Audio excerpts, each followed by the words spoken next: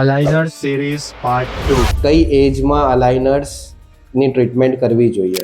અલાઇનર્સની treatment ideally કોઈ બી એજમાં કરી શકાય, પણ આઈડિયલ ઇઝ 7 to 11 યરની એજ, કે જ્યારે મિક્સ ડેન્ટિશન ફેઝ હોય, કે જ્યારે દૂધના દાંત બી હોય અને પરમેનન્ટ દાંત બી હોય, તો દેટ ઇઝ ધ આઈડિયલ એજ કે જ્યારે તમે અલાઇનર ટ્રીટમેન્ટ સ્ટાર્ટ કરી શકો ફોર યોર ચાઇલ્ડ. સર, દૂધના દાંત પડી ગયા પછી નવા દાંત વાંકા ચૂકા આવે તો એની પ્રોબ્લેમ નથી થતી પછી? એકચ્યુઅલી કેવું હોય કે જ્યારે તમે 7 વર્ષે ટ્રીટમેન્ટ કે 8 વર્ષે ટ્રીટમેન્ટ ચાલુ કરો ને, તો આપણે એ વસ્તુનું ધ્યાન રાખતા હોઈએ કે જ્યાં સુધી પરમેનન્ટ દૂધ પૂરેપૂરા આવી ના જાય ત્યાં સુધી અલાઇનર ટ્રીટમેન્ટ ચાલુ રહે.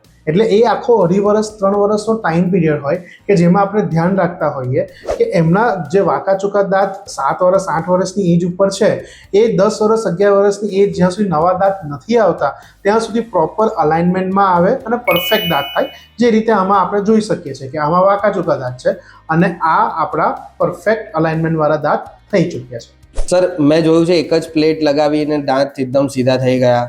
એના માટે તમારે પાર્ટ 3 જોવું પડશે.